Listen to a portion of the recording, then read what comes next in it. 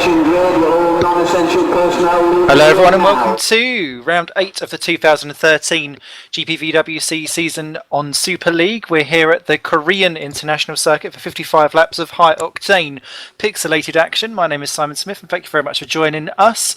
Today in the booth with me is Monsieur Zumbaka. How are you doing? Yes, hello everyone. It's nice to be back in the commentary box again, Super League. Fun. Well, I'm sure we'll play patty cake and keep ourselves amused. We've got Simon Malouish on cameraman extraordinaire. And we'll take you down through the grid. We didn't cover qualification because we were just having a few technical issues on the side.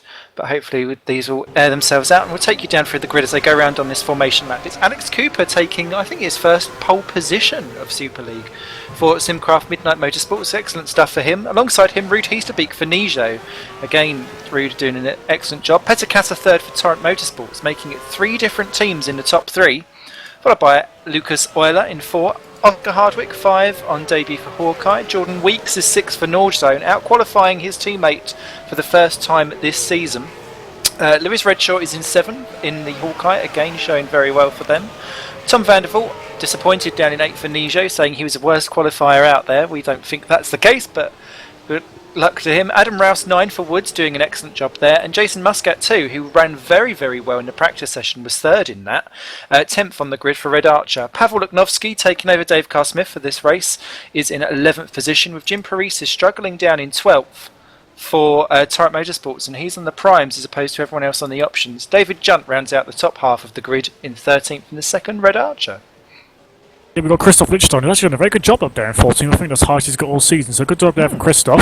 15th place, we've got Ed Williams for Constant Racing. I think that's his first race this season, so that's not a bad job from the debut man.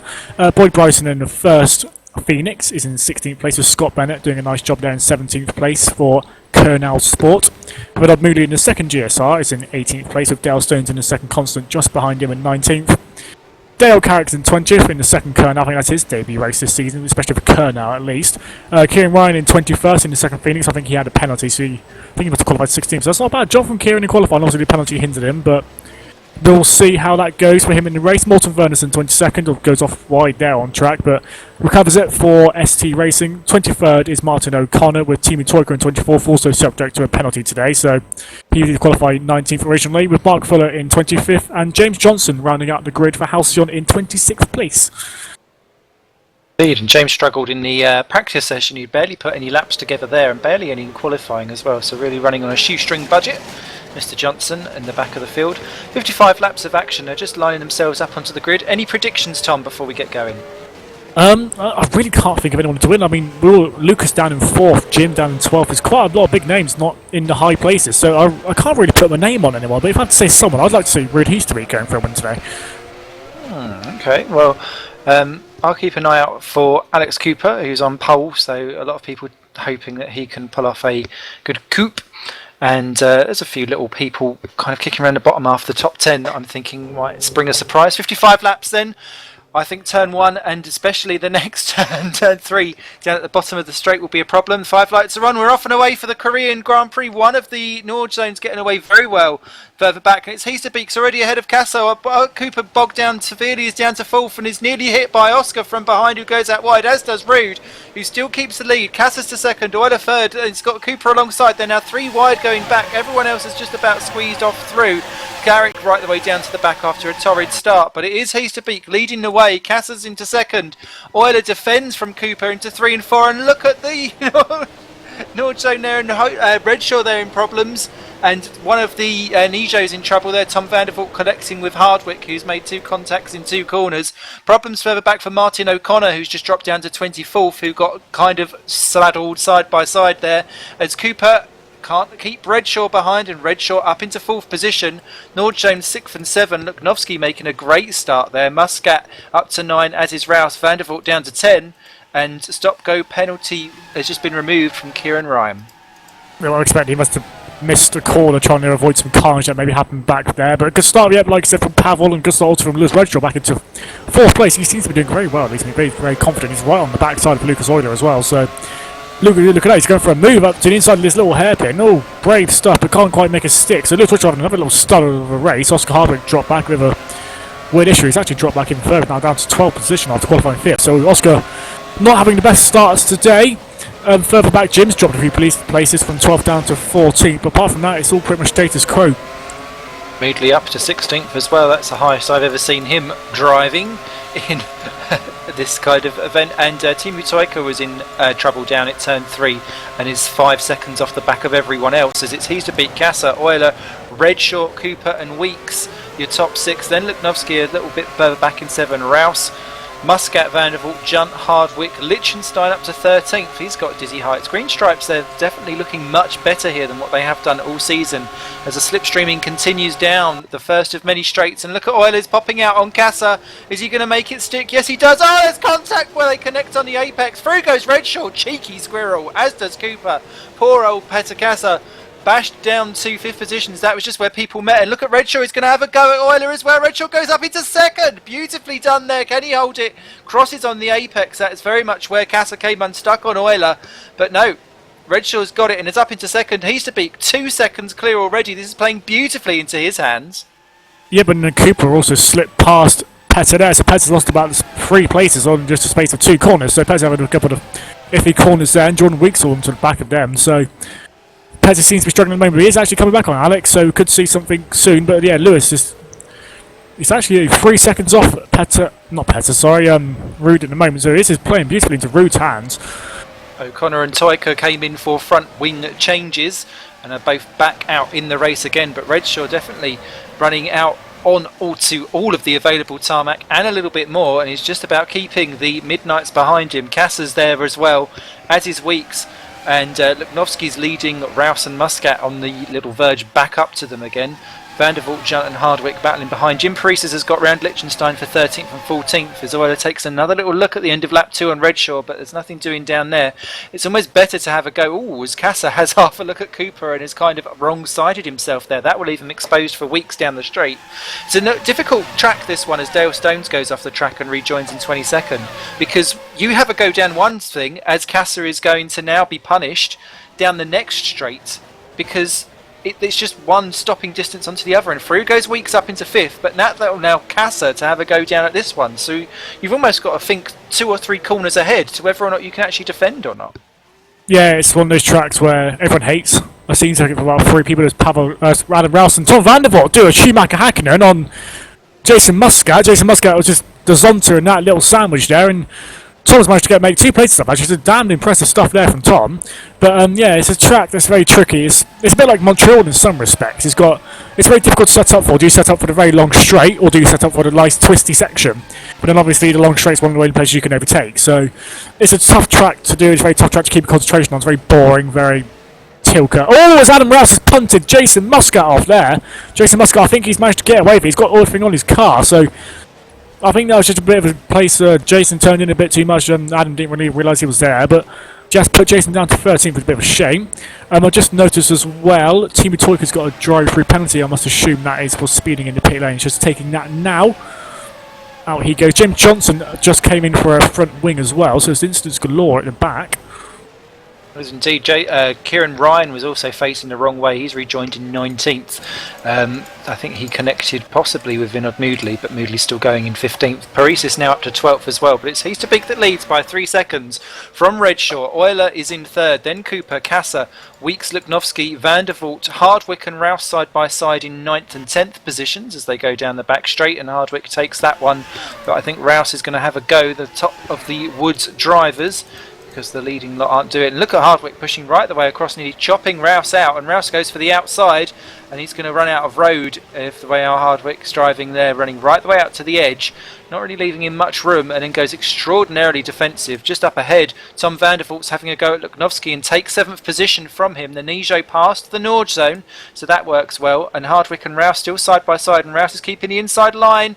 There's places where you can do this, but there's a little bit of a love tap between them, and Hardwick keeps it for now. Rouse down to 10, Junt 11, Parisas keeping a watching brief in 12, then it's Muscat, Liechtenstein still in the points for Green Stripes, Ed Williams 2 and debut for Constant, and Moodley just behind. Some people doing their best drives so far this season, and some of them are quite timely as well. As Martin O'Connor out of the final corner into the barriers, 25th position. There is no wheels on the left side of his car. That is a massive accident for the Halcyon driver, and he's out. Yeah, it was a huge shame.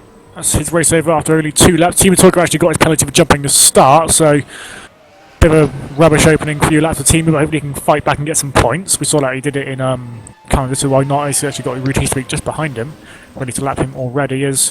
Where are we? Yep, Rudy Heatspeak now got a lead of 3.2 seconds now, so 37.5. But actually, Lewis and Rudy have actually just done the equal lap time, so Lewis isn't exactly falling behind. But he does Lucas Euler right all over his behind right now. As we're going down to the prime overtaking spot of this track. Is indeed, and he's had a little bit of sniff of the rear, and I think he wants to pull out and get some fresh air, and Redshaw goes in hot, and that's allowed Euler to slide right up the inside and get through into second position. Redshaw's got one big move that he can try and make on this to see if he can get back down into second position. And yeah, when they were in clear air and not battling, they were matching times. It's because they're so busy trying to take 2 shades off of each other that actually they're dropping back from Heasterbeek, because that move alone has cost Euler 0.6 of a second on Heasterbeek. But if they settle into a rhythm, they may be able to start working together and reeling him in. But Euler now up into second. The Midnight Motorsports Char not really set alive in the qualifying session. He missed out on his best lap in the quali and therefore only qualified 4th. But certainly showing true his potential now. Yeah, he's up to second place. Obviously, Super League champion. He must have some potential in there somewhere. Can't all be car. But yeah, Lucas, he's now reeling. He's reeled Rude in a couple of attempts already this lap since he's got past Lewis. So we'll be just to see what Lucas can do now that he's in some free air. Lewis and Alex all over each other. Alex going a little bit wide there, but cheeky, but well within the rules, I think. Very close. Got to be very careful not to cut this track, as Alex has now got a brilliant run out of the final corner into turn 1. Look, Beautifully done. One of the good places that you can do it, but he's choosing not to do it there. Redshaw was able to hold him off. He seems to have a little bit more straight line speed towards the end of the straight. Just seems to have a little bit of a fuller gear. And talking of Fuller, Mark Fuller has just crashed out from what was 21st position and is out for ST Racing, so that's a shame for him. They've got Toyka that they're lapping. Cooper trying to go down the outside. Redshaw taking a very wide line, or a wide and late entry in, to ensure that he just gets the apex beautifully on the exit and just chops across slightly on Cooper. Just placing his race car in the right place to ensure that Cooper just has to hesitate that little bit, which will help you out down that straight, especially if he's got that little bit of extra straight line speed. yeah, I think Lewis has learned from his lessons with Lucas there and took the inside line rather than leaving it to hang on the outside and didn't let Alex have to slipstream into the second straight. So good work there from Lewis, holding on to third position. Obviously very close to third place last time out in Canada, but had to do a pit stop change for Prime to the very last lap, which was a huge shame. But very encouraging drive from Lewis, and hopefully he's trying to go one better here. But he's got Alex Cooper, Petter Kassa, and Jordan Weeks isn't so far after that little train there. So going to be interesting to see if he can hold on to that third place. He's got Tom Vanderbilt catching this little train quickly as well, I think. So Tom Vanderbilt could be in 7th place, could be joining them in the not too distant future. As Oscar Hardwick and Adam Rouse for 10th and 9th place is still all over each other. It's good turning. Looks like it could be a race-long battle between these two. They were side by side throughout the whole first of this lap actually, and Hardwick got back past Rouse because Rouse done it down into the end of sector 1, and then Hardwick just kept the, you know, where you've got a 3-way corner, sorry, if you stick to the outside of 1, then you're going to be on, sorry, the inside of 1, then you're on the inside for 3, and that was how he was able to keep hold of that. As I pop my teeth back in, and Toyka's off the track. And is he lost some of his car? No, he's back going again, but it's been an absolutely terrible evening so far for Toyka. Let's hope he can bring it home and at least maybe pick up some pieces, as Boyd Bryson has been overtaken by Vinod Moodley for 15th and 16th, and that now puts both green striped racing cars back into the points. Yeah, that'd be encouraging for them. I don't think they've had a double points finish all season so far, so that would be very encouraging for them after David Gasper's decided to leave the team, so that'd be very encouraging news for them. Redshaw still in third, holding Alex Cooper off. Very good job there from Lewis. Alex still seems to getting close enough to make a move stick and can't quite pull out or can't quite dive down the inside and can't make anything happen. So just all this is doing is holding Alex up really. Oh, Lewis got a little bit wobbly there, and now it's going to be right on the outside of him to this little hairpin here. Can he make it stick? Oh, he's going to go around the outside wall of death as you like it. There we go. Martin Brundle would be proud. That was balls to the wall. Well done there, Alex. He's quite clearly hungry and fancies a little bit of a nosh up for a podium position. Through he goes then, and let's see if his start was abysmal. And once again he does that little thing. He's got to be careful of that, because it depends on exactly where the race director feels that the track ends and the cutting begins. All four wheels over the curb. But Cooper up into third position. Let's see what he can do now that the hammer's down, and don't go too wide into this. He's done it again. Out to the outside of one. We'll keep an eye on that. A BD1 at that. He's immediately pulling away from Redshaw. Kasser and Weeks keeping a watching brief behind in 5 and 6. Tom van der Voort well within shooting distance in 7. Luknovsky is not getting away from Hardwick and Rouse. David Junt's clinging onto that one like desperation. Jim Paris is having a shockingly quiet afternoon so far in 12th. He's making no impact on what's going on ahead. If anything, he's just keeping the gap to Muscat behind in 13th, who too was looking very good in practice, but has not quite made it materialise in the race. Then we've got the green stripes of Liechtenstein and Moodley, 14 and 15. The Phoenix of Kieran Ryan is in 16, ahead of Ed Williams. Scott Bennett in 18. Boyd Bryson's been off the track and has dropped from 16th to 19th. That's unfortunate for Boyd. Morton Vernonson is in 20th, ahead of Dale Stones in the constant 21. Dale Carrick still going on his debut, and 22nd for Kernow. 1 lap down, James Johnson and Timu Toika are both still running. Timu's made 2 trips down pit lane, so not the best afternoon for him, but Rude Heathwig now got fast lap of 36.93, so he's actually starting to pull away from Lucas Euler a very small bit, so Rude looking very, very strong today. You mentioned Jim struggling a lot. I've heard from various drivers that the prime tyre is abysmal, so what Jim will have the advantage of, obviously, you have to use both compounds in this series. He won't have to use the primes anymore, so hopefully for him it might improve later on. Just seen a thank for that. That's going to be really interesting to see exactly how the toing and throwing happens. Dale Carrick in 22nd had a bizarre incident. It was like he braked whilst he was on the grass, in a corner that you shouldn't really be on the grass for. Not you should be on the grass anywhere, but it's quite difficult to manage that one. So Dale didn't lose a position, but he's still going in 22nd.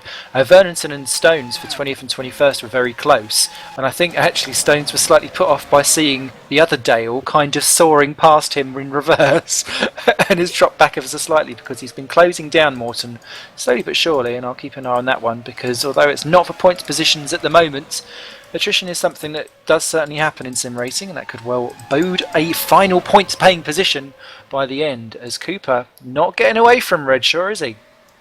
No, he's not. If anything, Lewis is actually starting to hound him a little bit.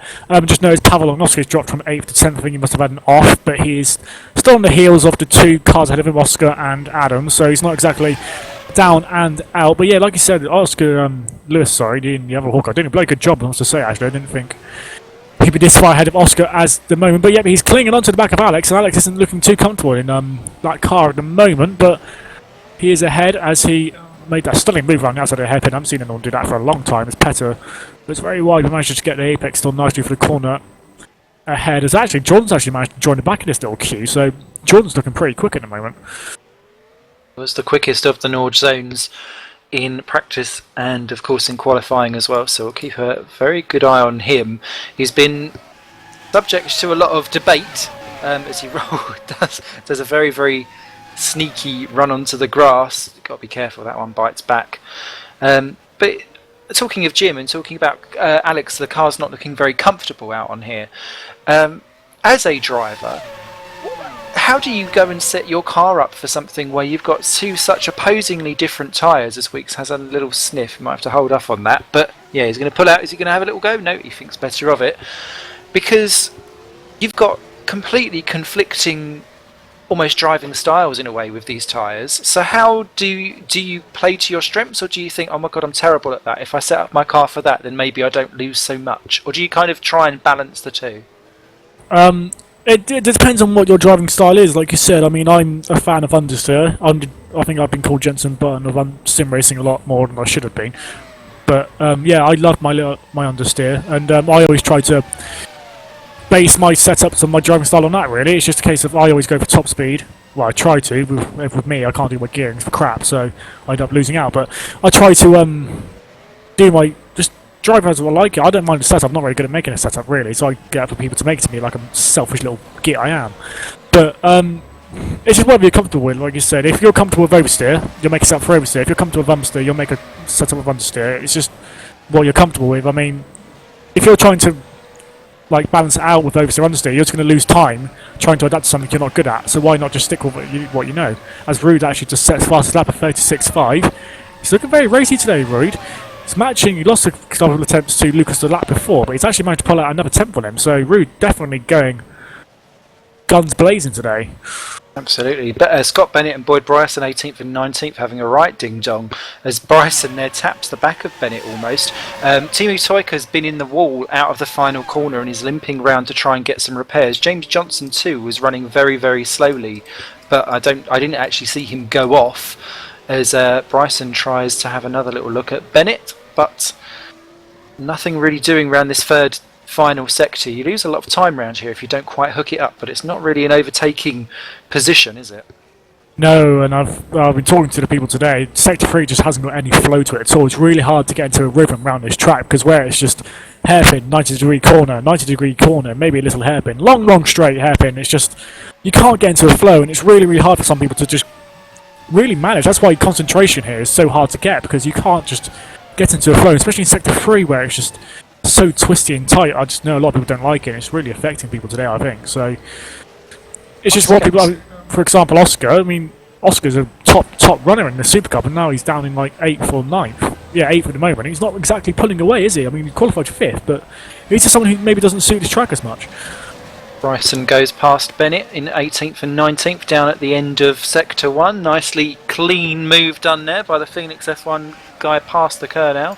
That works out nicely. Jim Paresis has been overtaken by Jason Muscat and is now down in 13th position, so we better be praying that those tyres sort themselves out and he can get off them quite soon, because he's 26 seconds off the leader as Toika finally calls it a day for the Woods Racing team, having met almost every single barrier in person and found out intimately exactly every little sordid detail of them. And Paresis, oh my goodness me, wall of death out of the final turn, nearly clouted that car looking quite evil. We'll see if that actually holds on and has enough grip by the end, as Weeks has a bizarre error in 6th position but doesn't lose out. Yeah, but it seems that Alex actually pulled away from Lewis now in 3rd place, so the battle for 4th, 5th and 6th until Jordan had a bit of an incident at the corner, a bit weird, but nevertheless he's still not out of it. Yeah, Lewis and Petr are going guns blazing again. Petr just can't leave him alone. We've got a Halcyon facing the wrong way as Lewis and Petr go past. James Johnson facing the wrong way and reversing on track. That's a bit naughty. Don't think the stewards will be very happy with that. It was bizarre. That was exactly where Dale Carrick went in backwards into the corner. He seemed to come backwards on the grass coming out of it. It's been a while since I've seen so many weird, almost like field of vision errors, as Redshaw and Casa side by side for 4 and 5, and Redshaw just about holds it, but again it's around that very, very quick elongated 180 that Redshaw was about to be done again, and I don't think he wants to be done twice in that corner, because that will really upset poor little Brittany. Yeah, I don't think Lewis will be very happy with that. Might hurt his feelings. Oh, him. I'm sure Petr won't be too harsh on him if he gets up to him, and he's getting very close now. Look at that. I think Lewis might actually have to high top speed, because Petr seems to be struggling when he gets down to this straight. He's always a couple of attempts behind Lewis when we get into this after turn 1. He can't seem to just get any slipstream with him. See if we can follow him now, see what Petr can do. We can't just seem... He's in the slipstream now. I'm on board with him, and he hasn't got a straight line speed to just make a move on Lewis. Adam Rouse is the first man to make a scheduled pit stop, and he's going to rejoin just behind the green stripers. One thing too of note, if you know this Korean circuit and you're not a fan, is Muscat and Junt swap positions for Red Archer. Muscat goes diving through, Junt really not looking at, well, really not holding back his teammate at all. Muscat must have turned on the tyres somehow. This pit lane causing so much problem even in the practice session, because people were just rejoining straight into the path of the racing line. It's got to be the worst designed pit lane aside from possibly Abu Dhabi. It's like whoever designed this circuit fell asleep and forgot how to design a pit lane, which is a shame. Yeah, it's not the best pit lane in the world, is it? As we've got quite a few pit lights on at the moment. We've got Alex Cooper in 3rd place, got his light on. Lewis Redshaw in 4th has got his light on. 7th place Tom Vandervoort has got his on. And Jason Muscat in 10th has got his on. So quite a lot of drivers look like they're going to be coming in within the next couple of laps. So if Yeah, you're Alex Casa- Cooper's in. Excellent. Cooper's in from third, Redshaw's in from four. Casa continues on. You're always slightly held up because that spooks you out when they peel off at such a high speed. Now, is it easy or harder? As Weeks is off. Weeks is off. He's not quite made the pit lane. Entry is in the barriers. And there's someone else with a wheel off as well. And that looks like a Woods car.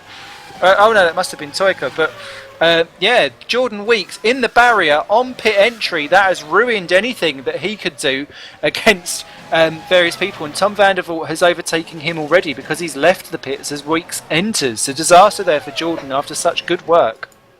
Oh, and Lewis has come out of pit lane! Lewis Rachel spun coming out of pit lane! Oh, that's a very odd error from Lewis. Gets it going the right way after a bit of trouble, but that was a very odd thing for Lewis to do there. It's that curb, isn't it? Yeah, he must have had a break on the curb. I didn't quite see. I just went to him and he was facing the wrong way. So, disaster there for Lewis Redshaw. He's lost a couple of places. Now he was about 2 seconds behind Alex. Now he's 15 seconds behind. So, horror show for Lewis there. He's actually now behind Tom Vandervoort. Tom Vandervoort lapping this up. He said that he was going to have a lot to do from where he qualified. They all seem to be parting waves for him as he slowly goes up in the Nord zone. Jordan Weeks in more trouble as he's just lost it in turn 3. Through goes Ed Williams and Jason Muscat. So Jordan Weeks has rejoined from his pit stop in 14th, so that's got to be sorted out obviously when everyone else starts making their stops. He's to be goes through again, lap 14 that he completes of 55, 25% of the race completed. Euler's going through as well. Casa, is he going to stay out or is he going to pop in? No, he's keeping out as well.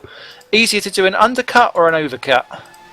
I wouldn't have a clue as Oscar Hardwick from 4th place comes in. I really don't know what would work here. I haven't actually driven this at all because partly because to test the track and partly because I haven't had time to just do anything, but I don't actually know. I think any of the drivers really know what's going to work either. As all Oscar goes into his pit lane sideways almost, but nevertheless he's in. As we've actually got quite a few drivers who swapped onto the prime tyre for this stint as Lucas Oil's got his pit light on, so we might be seeing him come in this lap. David Junt in from 8th place as well, but we've got quite a few drivers on the prime. We've got Jim Priest is still out obviously, he's on the prime. Alex Cooper, first of the pit stop people who've gone, he's on the primes, as is Tom Vandervoort in 6th. I think I saw another one. Pavel Onuti's come out on the primes in the Norgen.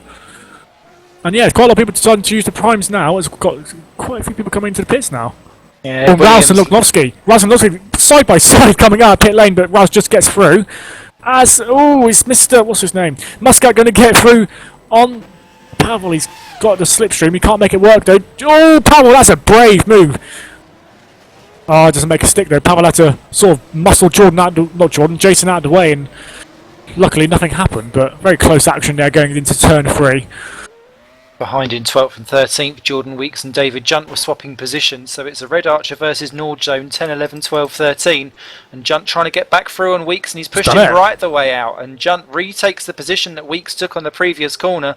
Weeks unable to put his car in the right place to try and get that switch back on this weird little trio circuit as the housing of James Johnson again off the track in the same place. As Luknovsky and Muscat for 10 and 11. Again, round the fast corners, people feeling brave. Muscat trying to stick his car in where that really didn't belong. Luknovsky did not entertain that for one smidgen, and Jason and Luknovsky respecting each other's boundaries quite nicely there after a little bit of mini argy-bargy coming out of turn 3. Yeah, but obviously with Jason on the option compared to Pavel on the prime, it's going to be grip galore for Jason, whilst Pavel's going to be struggling around until he gets those tyres heated up. As Adam Rouse actually is also on the prime, he's really running away from these two, so Adam looks very comfortable on these tyres. Petr has actually done the fastest lap. He's currently leading the race, I believe. No, he's currently in 2nd place. As Tom Vandervoort hasn't actually come in. No, sorry, Ruud Heesbeek hasn't come in yet. Yes, Lucas Euler actually has. So Lucas made his pit stop. Jim has not been in yet either, has he? No. But Petr and Ruud both not come in. Petr actually done the fastest lap, as Petr's really pushing the pace now. Before he gets to his pit stop, he's 13 seconds on Ruud, so he's not going to be challenging Ruud anytime soon. Oh, Petr gets very sideways out of that corner there, but still keeps it on the road in true style. Oh, I thought Lucas had lagged out there, but it was just some game lag there, so everyone status quo. Hardwick gets round Vandervoort for 6th and 7th positions, and he's made it stick. And that's a net gain because Hardwick pitted behind Vandervoort. Yep, and Heesbeek's in, so Heesbeek can now come into the pit lane, as does Petr Casa. So the top two now in. Now, where will Ruud come out in relation to Lucas? That is the main question, as he's still obviously first and second, should the pit stops all plan out correctly? Out comes Rude now. I think he's got a nice healthy lead. Oh, it's going to be close actually. Luke's coming down the pit straight now. He's just crossing the line. And Rude's out. Yeah, Rude has still got the lead of the race. So Rude, he's to be, has made his pit stop and come out in the lead. So good job from there from Rude.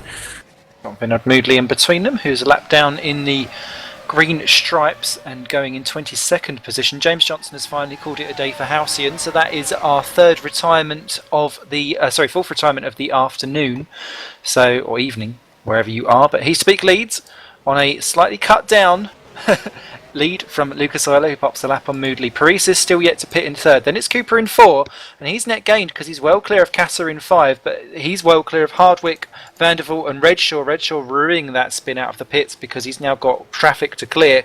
Takes a peek at Tom Vandervoort, but is nowhere near close enough, but nearly slams into the back of him under braking. Such is the difference between them at the end of the straight, and this could very well mean that Redshaw takes a immediate punt through for 7th and 8th positions. And he does! Oh, outbrakes himself, but he is on... Got the inside for this corner. Will he dive again? No, he doesn't quite make it this time. So Tom keeps the position for another corner or 3. Tom doing very beautiful driving there because he gave him enough room, but unfortunately he's been a wee bit too generous because Redshaw's got excellent traction out of that corner. Is he going to try and do around the outside jobby? Oh my goodness me. Heart in the mouth stuff there, but Redshaw does indeed take 7th position. Excellent respect between those two. That was gentlemanly driving, giving plenty of room for each other, and Redshaw a little bit wonky on the exit of that corner, but Tom not in a position to capitalise at present. Redshaw up into 7. Next up, Hardwick.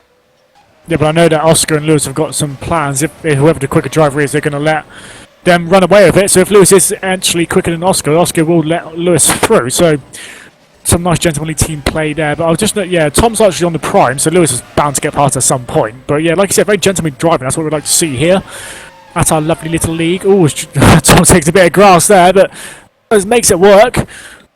Morton Vernonson has just overtaken Dale Stones for 20th and 21st off your screens as well. Well, we've got the Battle of the Norwegians. Pavel Nossi struggling a lot on his prime tyres, and he's got Jordan Wicks right behind him. I think he's going to let Jordan past to go to... Oh yeah, Jordan's not very happy, weaving all over the place. He's obviously a little bit pissed off, but instead of doing that, he should probably be trying to get past him, as Pavel does finally let him past.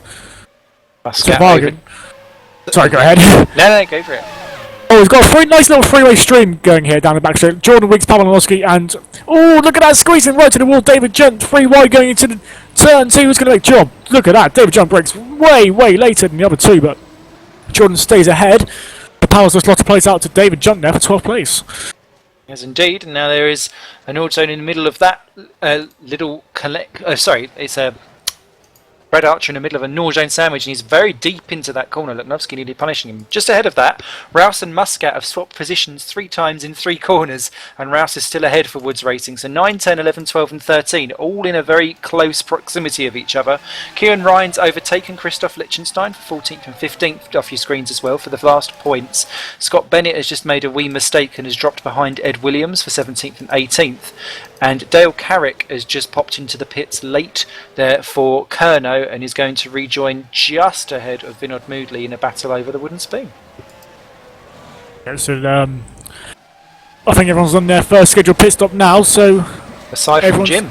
Oh, aside from Jim, yes, of course. And Jim sitting in 3rd place, got a 3-second gap to Alex behind him, so could the strategy work for Jim? I mean, everyone else is going to have to use those options at primes at some point. Alex is on them now as we speak, actually, so... If he can reel Jim in, he'll have those lovely little options to go on before. But Jim, making the strategy work at the moment, it seems.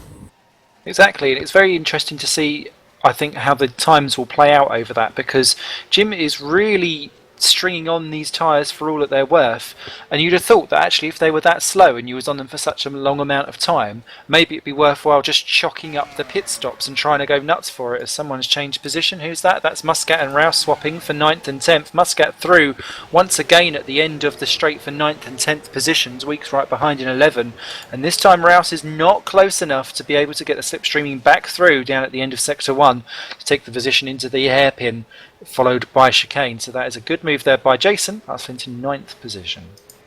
Yep, Jason on the options and Adam is on the prime. So I think everyone who's actually gone to the options now, onto the primes now, sorry, is going to have Lovely little advantage coming towards the end of the race, going on to the options, so they can destroy. What are you laughing at, you silly Billy? Sorry, Dale Carrick moved out of the way to let Alex Cooper through, and Vinod Moodley just followed him through, and Carrick just stayed to one side and then kind of went, oh, that was a position, and kind of swerved back across again, but it was all a little bit feeble and late. So the battle of wooden spoons, I do like to look at the rear end action, and that is keeping me thoroughly amused.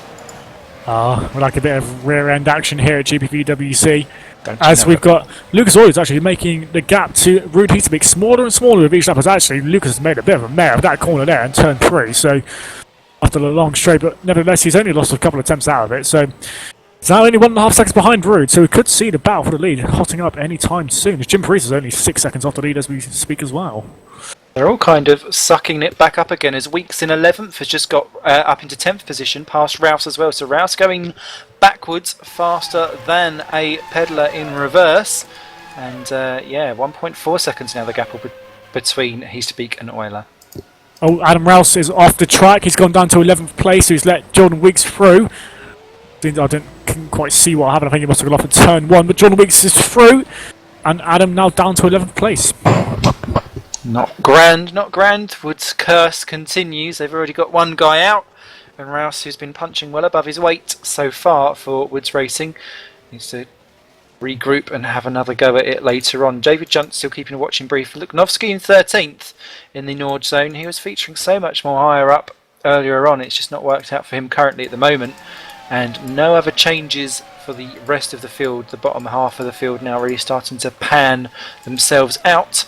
Although Moodley's about to catch Vernonson, who's had a torrid final. Oh, yeah, Vernonson's missing a front wing, and that's why he's into the pits from 21st. Yep, so his day's not going as Paris perfectly is in. as it could do. Oh, yep, and we've got a spinner. Dale Stones in 19th has spun. So that's another incident in the field as well. It gets very close to the car there. Dale Carrick, I think Moodley's actually just overtaken him, so that's Dale Stones down to 20th from 19th. Not great at all. Paresis in the pits then, so where's this going to place him? Muscat's just coming out onto the main straight, so he's coming out into a beautiful load of clear air. If he can just beat Muscat out of the pits, this is going to be key for Paresis, and he does so indeed. Just needs to get enough temperature up. Muscat runs out very wide from turn 1. A lot of people will be paying attention to exactly who does what on that turn 1, because you can run out nice and wide and get a few extra K down the straight if you play it right. Paresis holds on to 8th, and that is beautifully done because Tom Vandervoort is the whole of that entire straight that he's just coming into now clear. And if he can hold off Muscat and Weeks, that will work out beautifully strategy-wise for Jim. And what we've been saying is someone hiding down the rear end of the top 10 suddenly could be a feature towards the end of this. He could be. He's actually gone on to the options again, so I think Jim's only going to be making one more stop today, whilst the rest of them, I feel, may actually be making a two more stops come to the end of this before the end of this lovely race. As actually Lucas is now within a second of Ruud Heasterbeek for the lead of this race. All nice and juicy. Although that's not. If he's only making one extra stop, I thought the pit lane is actually relatively close and quick round here, so it's not going to. I wouldn't have thought it would have been so much of a heavy penalty to do extra stops, but.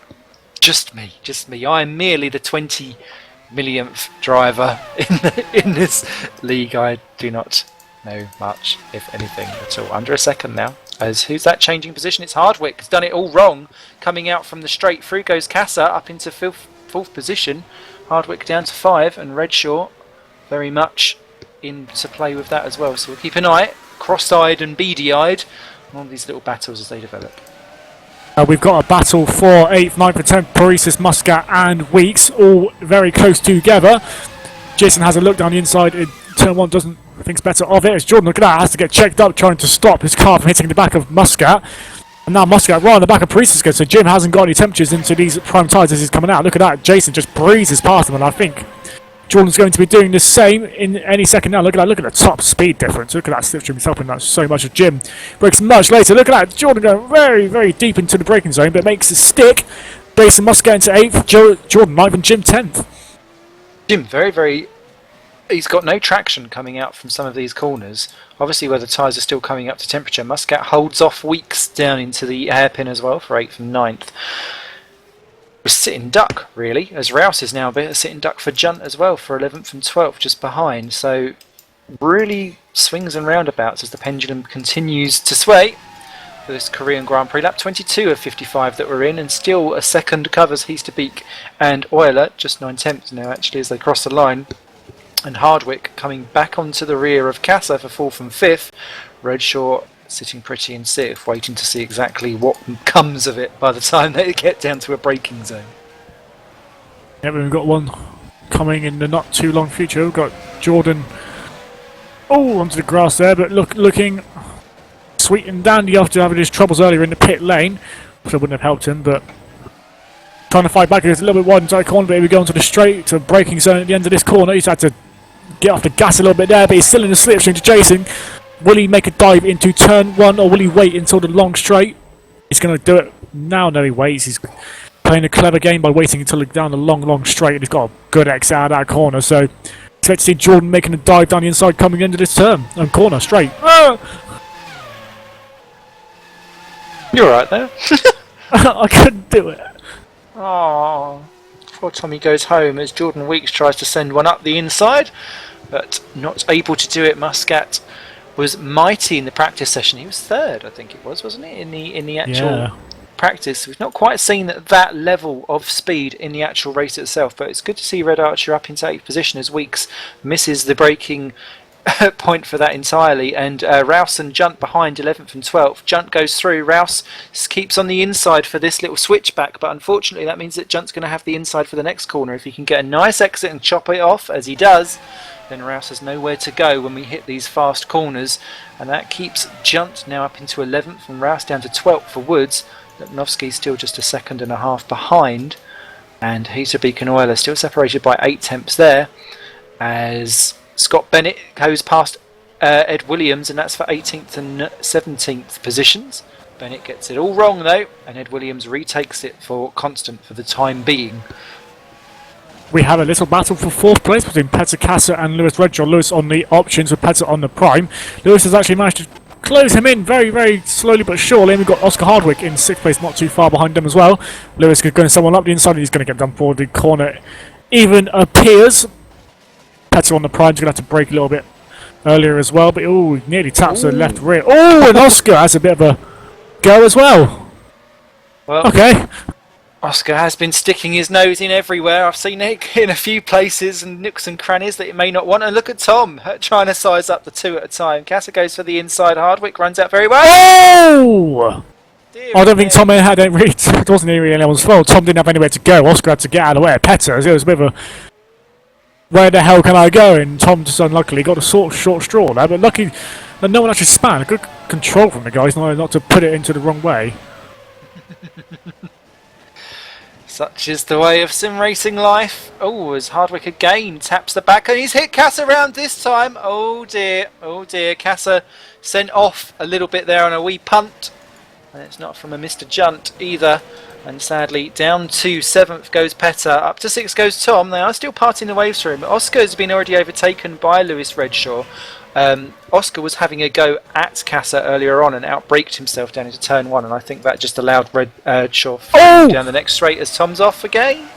Yeah, I think he just hit the anti-cut on the inside of that corner and just went straight on, but Oscar's going to be getting a slapped wrist, I think, after the race if Petter's got anything to do with it. It was a very cheeky move, and I think he's probably going to have to let him pass before the end of this race, otherwise there might be sanctions to come. Not good ones either. No. I've never had a good sanction. Must be said, as Bennett and Williams for 17th and 18th again side by side. Ed Williams keeping ahead in the Constant, ahead of Scott in the Kerno. Those two don't seem to get much airtime, so it's good to see that they're grabbling away. Ed Williams not doing too bad on his debut for Constant. No, all he needs is 2 more people to come out, and he's actually got a point, so doing a sterling little drive on his Super League debut is Ed. Indeed, as he's got a driving style that seems to utilise the entire width of the circuit, as Euler got within half a second of Heasterbeek and has now dropped back slightly. And Bennett has been sending things quite aggressively down the inside, and then seems to forget that there is a brake pedal involved in some of these cars, and that sometimes it is best to utilise them, and actually just going in for later on the brakes doesn't always help. But completely different lines around some of these corners between the pair of them. But Bennett has been faster, and initially Williams was the faster of the two, but the pendulum has swung over the course of the race, and now Bennett has reeled him in. Quite fancies a go at 17th position, and only Williams and Bennett both off track. Williams cuts back across again. I think he'll be allowed to have that because both are well off the track, and Williams hits the wall, but just about manages to not spear off, which is what Toyka done. And Bennett has another go down the outside. Not great for him. For the lead. Yep, Lucas is now within half a second of Ruud, so game on, boys. We've got a battle for the lead. Kind of taking slightly more curvier lines. He's the Beak's more pointy. Yeah, it seems like Lucas is taking a lot wider lines going into corners, trying to get a better exit for the longer straights, but it doesn't seem to have worked in those sequence of corners. I'm not sure what the top speeds of each driver is like. Both on the option tyre, though, says status quo on the tyre front. Far down, was that Os? Oh no, it's lag, don't worry. Not lag. Weeks has just got past Muscat for 8th and 9th off your screens as well. So that's the Norge zone up another position. And Euler once again within half a second, but then not quite able to capitalise it round into this third sector, which is all about setting yourself up and making sure that you can try and be within striking distance in the straight lines down into either turn 1s, 2s or 3s. See what happens here. Kieran Ryan in the pits there as they just pass. And Heasterbeek not quite as aggressive on the brakes, more pointy, is able to get on the power a little bit earlier, but Euler much a smoother driver, and actually I'd have thought probably a little bit easier on the tyres potentially, and he's been sucked up into the slipstream now. Within a third of a second the slipstream becomes alive. He's not going to take it here, he's going to wait until the final of the big long straights to see what he can do, as Hardwick gets round Tom Vandervoort for 4 and 5 off your screens as well. Here comes Euler. Oh, he's done it! I don't know, he actually went for the dive, couldn't believe it. Thought he was just going to sit behind, but he's pushed Ruud out and he's got the move done, but Ruud's going to point back up the inside. Into this corner, there's a little bit of contact, but fair game, nothing's lost, but Lucas has actually got round. I can't believe he's done that. Brilliant move. Just balls to the wall, just went for it. Last of the late breakers there for Euler, beautifully done. Heasterbeek certainly gave him all that he could, and he's not done yet because there's still plenty of, well, no, there's still not plenty of air between them, just 2/10 of a second, so I'd expect Heasterbeek to have at least one fair go back. Cooper's up to third then from Hardwick and Vandervoort. Kasser and Weeks has got round someone because Jim Paresis has been off the track, and that's why he's up into. He's just got round 9th for Redshaw, who's been in trouble. So changes going off your screen slightly, but Euler and Heasterbeek running out right to the exit curb. Oh yeah, Lucas nearly tapped that little inside wall before he turned in for the final corner. It looks very close, must have been a little bit of lag, but Lucas already got a half-second lead on Ruud, so unless Ruud can brake really late and manage to get some straight line speed, Lewis Redshaw down to 11th. I'm not sure, yeah, it looks like Lewis is coming for another stop, so Lewis down to 11th from what was, I think it must have been about 8th or 9th, so Lewis made his second stop. Yeah, look at that, Ruud hitting the limiter, so it looks like he's got higher wing settings, or he's just different gearing to Lucas, so Lucas really. So Lucas has gone wide! Lucas has gone wide! And Ruud back into the lead! Unless, oh, it's going to be close! Simon, help me! Side by side they go down into the end of Sector 1. Heasterbeek's going to have the outside, but if Euler can keep the inside line, he'll have the inside for the third part of this little trio of corners. But look at Heasterbeek! This time he decides to hold on to the apex and keep the position. Beautifully done there. Positioned his car in the right place where it was as wide as you could possibly be, almost as if you would pop yourself onto a massive bench on a Jerry Springer show. And Heasterbeek just planting his car in all the right places. Euler trying every which way but loose to find a way through, but he can't quite do it. It's all kicking off behind with other people pitting and changing positions, but up front it's Heasterbeek regains the lead. He's not done yet, is he? And Euler once again rattled slightly, runs out slightly wide, and that's going to allow Heasterbeek just a couple of corners of breathing space. They've got Boyd Bryson, they're coming up to lap, but Euler. Oh, is it going to wide again? Oh, it's really not comfortable in there, yeah. Very odd, I've never seen Lucas make so many mistakes in a lap. He seems to be really uncomfortable with the car. It must be either the dirty air or maybe the brakes feel a little bit funny, but very odd from Lucas to be making mistakes. But look at that, he's still within striking distance of Rude.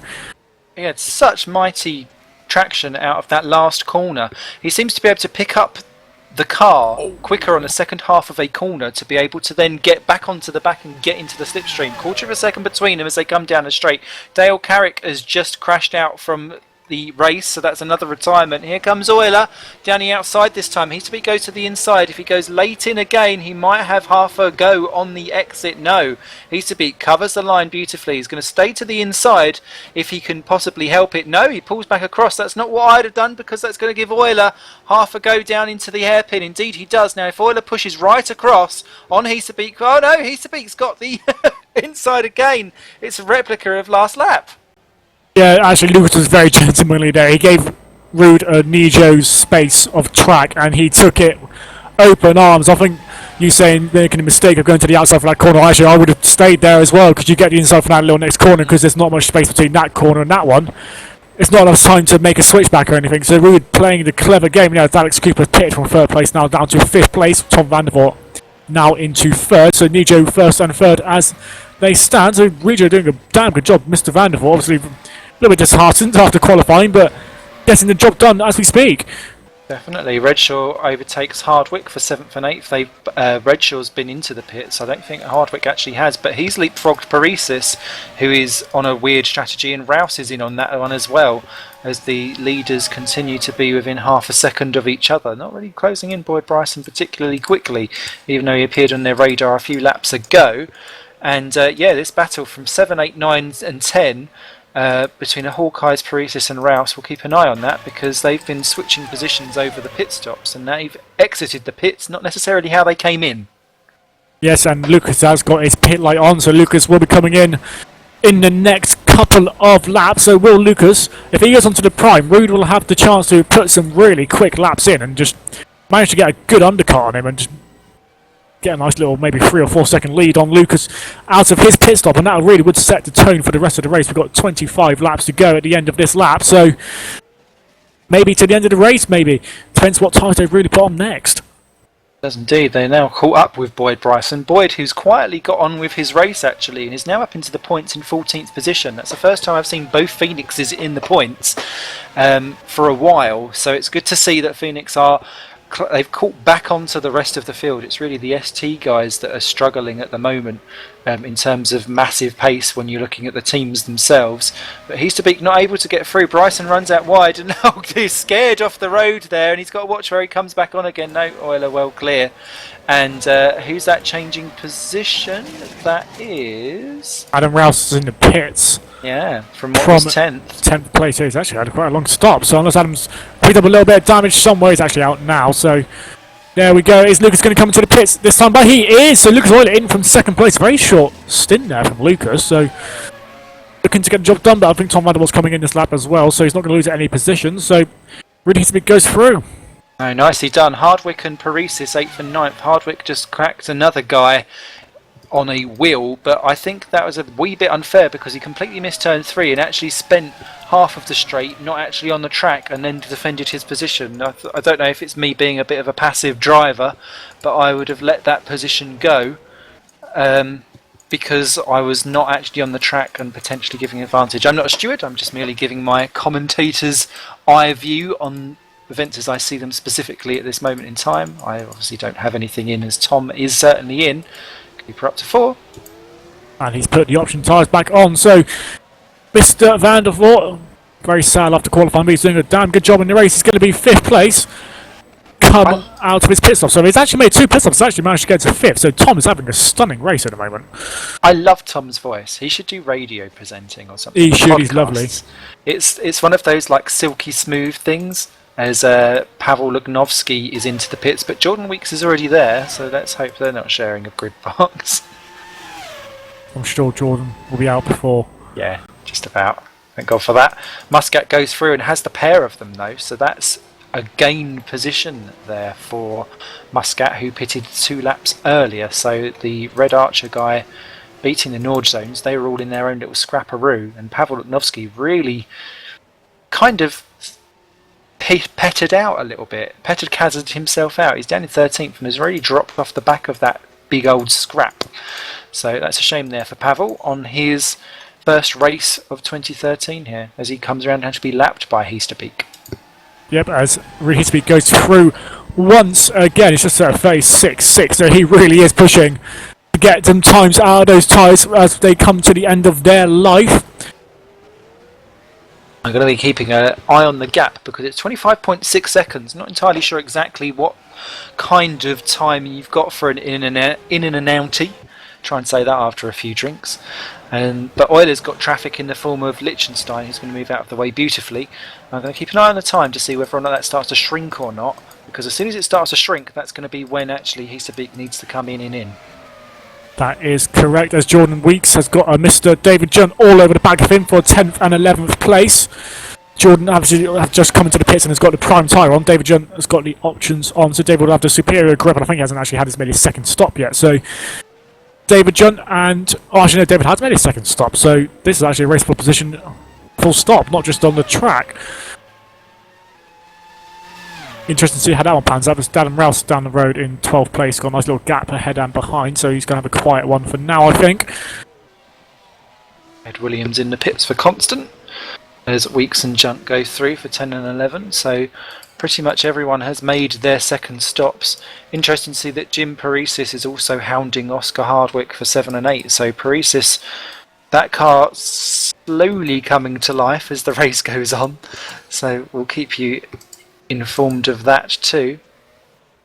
Yeah, Rude just sets a 36.499. He's only 0.07 off fastest lap, so Rude really pushing as hard as he can at the moment to try and open up a gap on Mr. Euler, who's just going to come across the line now. I'll give you the time.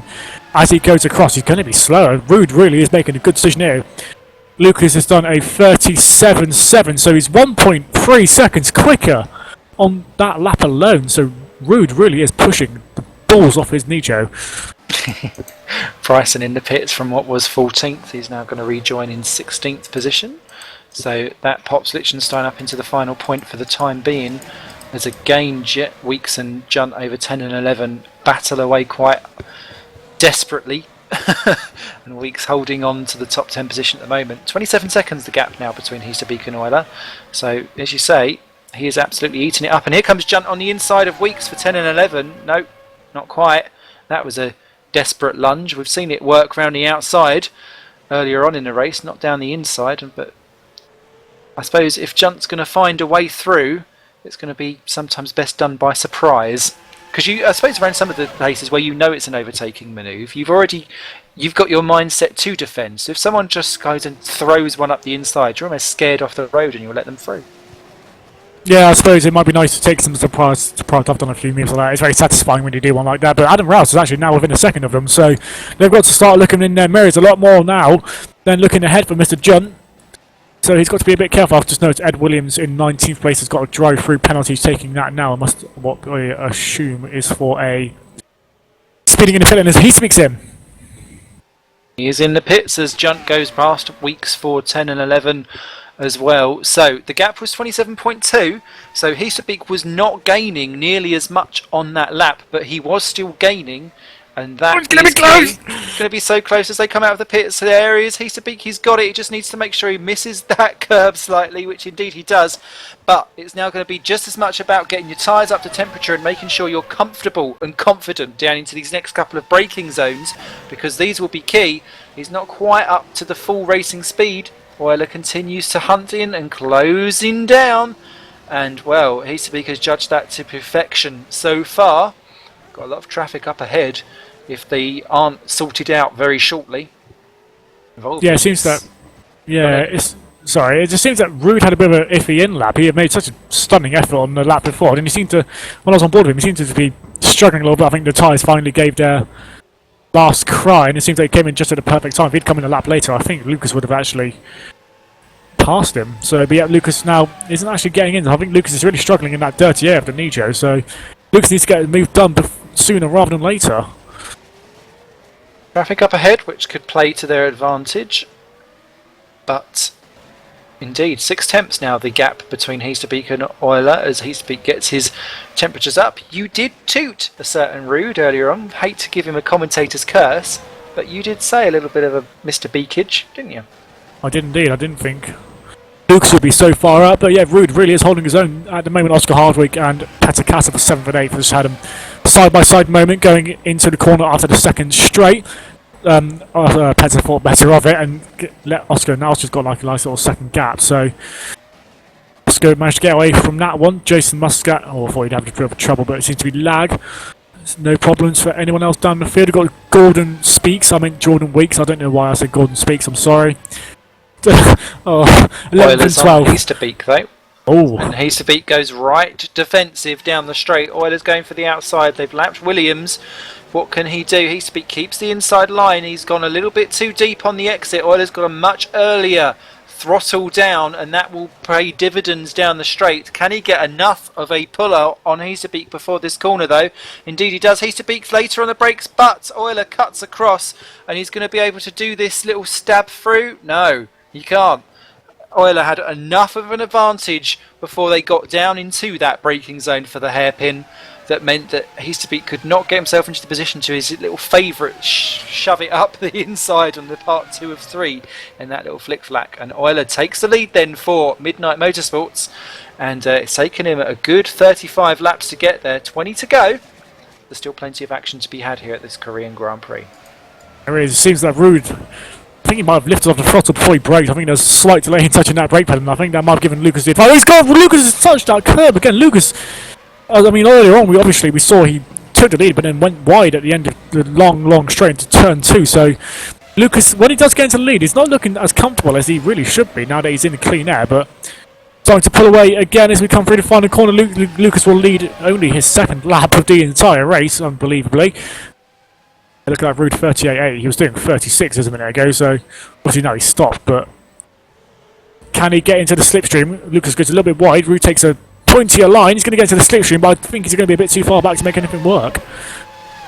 He's a wee bit too far back. They've got Kieran Ryan just up ahead, who is notorious for his blue flag ability, or potential lack of. Easterbeek much braver onto the brakes, and Euler a little bit slidey on the exit, and this could pay really heavily for Lucas down the straight. Which way is he going to go? He's thinking about going down the middle, and Easterbeek, I'm surprised there he didn't think of having a real love nudge up the inside, and Euler taking all of the curb, if not a little bit of grass into the hairpin to ensure that he gets the best straight lining of that second part of that trio of corners, because actually that's where Easterbeek appears to stick his knife in. Yeah, it seems that Rude, I think he might be a little bit too far back to make a move into the third corner as Lucas goes a little bit wide again. He just seems to be, I think Rude must have a little bit more downforce, and Lucas can't make the lower downforce work for him in this tight twisty section of sector 2 and 3. So looks really struggling, it seems, in these sectors, but once he gets down the straight, he's got a bunch, I think he's got a couple of miles an hour, a couple of kilometres advantage on Rude. So when Rude gets into the slipstream, all he does is just redline and can't get any closer. So yeah, look at that, Rude much tidier and just seems to be a lot more pointed and planted into these twisted corners, as Lucas now got a 6/10 of a second lead as we head into lap 37. Scott Bennett's been into the pits and rejoined in 18th position, not looking at getting points at the moment. But Euler and Easterbeek still not quite done yet. I think as soon as you drop outside that 1 second window, then you start to fall off the ability of being able to claw back something on a slipstream. See how they deal with Kieran Ryan. That's going to be a potential true shower to form. At least they're only going to hit him potentially the once round this lap, or round this race, sorry, left. And yep, Kieran Lessing. Lucas passed, but not actually Lessing Rude passed, which is a bit tricky, seeing as we're going into very tight and twisty section. So there we go, got an hour left of this race, unless it suddenly tips down, which will be quite entertaining. Love a bit of rain. Petter Cass is actually coming to the pits now, so he's dropped down to 5th position behind Tom Vandervoort. Tom Vandervoort actually in 4th place. That's a stunning job from Tom here, who's actually started 8th, now he's 4th, so possible driver of the day, actually. Looking at it. Cassa's not got much to settle for either, because Redshaw's closing him down quite quickly in 6th. Hardwick and Paresis side by side again for 7th and 8th. Paresis trying lots of different ways to get through. Hardwick, hard by name, hard by nature, is being a little bit of a so-and-so to try and overtake. and using all of the track and sometimes a wee bit more. But we shall see. It's his first race in the Super League, and I don't think he'll be too upset with sitting in 7th position, given how far Hawkeye have come over the last couple of races, from really people that were struggling around the lower half of the points to people that are suddenly now battling quite consistently in a top 10 position. Yeah, Paul have come on very well in the last couple of races. I mean, obviously Lewis getting a fantastic 4th place last time out, and then Bar, I think he's had quite a few good points as well. So Lewis really has come on in the last couple of races to really come alive. Cuts that corner off a little bit too much, a bit naughty there from Lewis, but he's definitely catching Petter up for 5th place. I think Lewis is due in for a pit stop anytime soon. Petter will win it to the hash of that corner, goes very wide, but yeah, I think Lewis, he's got his pit light on, so he's not in this lap though. Lewis really pushing the tyres and the fuel as far as he can. It's got a battle for a 10th place between Junt and Rousey. Going around sector 3 now. It's got about half a second gap between these two. Both Red Archers in the top 10 as well. That's something I don't think we've said. No, it's not often we see both the Red Archers in the top 10. Both good drivers, but can't quite... The Stickers Rude goes a little bit deep into that corner, but makes it work for him. He's now got a 1.3 second gap to Lucas in front of him, so don't slip away a little bit from him, Rude. Is indeed Redshaw ahead of Casa. And Jim Paresis has got past Hardwick, so all change for the Hawkeye duo. One goes up, one goes down. And At the same time, one up and down. As we got Rouse and Junt down the long straight. Rouse can't make anything work of it. He had to lap Vinod Moodley. It's a bit of a badly placed there for Adam. He could have had a move on him, but Vinod, obviously through no fault of his own, gets it. But going to have a great run into this 3rd corner. He's going to go on the outside of Junt into this corner. He's gone far too deep though, and Adam makes a mistake and goes off, and David takes the place gratefully. Oh, and Vinod's going to cut him off. Very cheeky there, but actually very naughty as well. Vinod's, he's tapped him.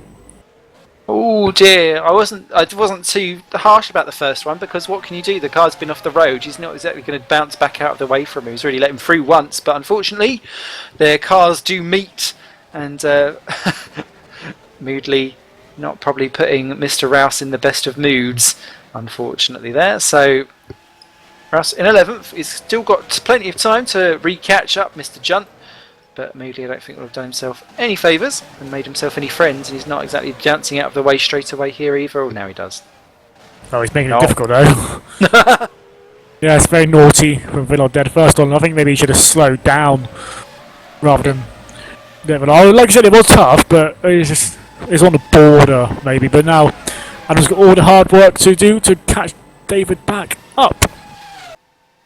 Always pays to be friends with the people at the back, with your people that actually race for wins and things, because we have a lot of power, us snails, to have massive arses when we want to. And believe me, I feed up mine to look quite fatty, as Dale Stones just spins in 19th position in what was a bit of a clumsy wee error. Yeah, he comes down the middle of the track. Alex Cooper, I think, had a bit of a scare, but nothing to worry about for Mr. Cooper as he goes on his way in 3rd place. A very quiet race from Alex today. Obviously started on pole, had a bit of a terror of a start down to 4, but he has made it work, so he's back into 3rd place. So very quiet race for Mr. Cooper today after the glitz and glamour of pole position. What that has done for Dale Stones is allow Morton Vernonson to close him right in. Constant and ST, who are propping up the field currently now that Phoenix and Green Stripes have really taken a step forward in their cars, battling over, trying to get into top 20 positions. As who's that collecting each other? It's Boyd Bryson's just been tapped round by Ed Williams.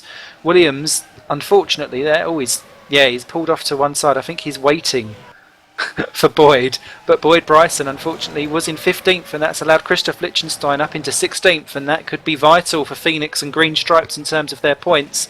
Ed waits for him, very gentlemanly like. Well done there, Ed. But acknowledged that was his fault. That was a shame there, because actually both Phoenixes were in the points, and now Lichtenstein is sneakily in there for Green Stripes, and he could well yum up that final point.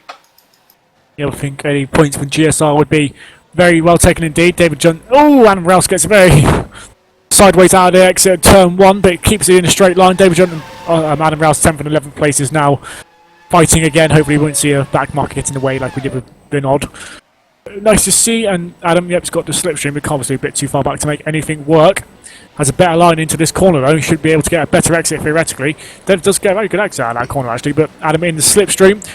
Going into turn 3, will he make anything of it? I think it's a bit too far back to have a go, but he's going to show David he is there. Ooh, gets very close to the back of that red Archer, but nothing comes of it. So Adam Ralston 11th, all over the back of David.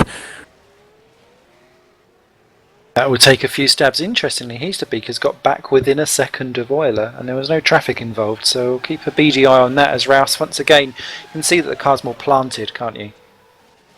Yeah, it's just Adam seems to be enjoying a much more superior grip on these tyres, where it's set up all driver related as Jun gets very twitchy on the exit of that corner, but still nevertheless ahead of Adam Rouse, 10th and 11th place. Top 10 obviously is enough for points. I think top 15 now. Top 15 will get points this year as David Jun gets very crossed up in that corner, costs Adam a little bit of time, and Adam has to go wide as he got the line wrong. So as I said like earlier on, if you can't get a rhythm in this sector 3, it really is a nightmare. I mean, Adam couldn't take his usual line into a corner and then goes off the next one, so it's a fine line between losing and gaining time in sector 3.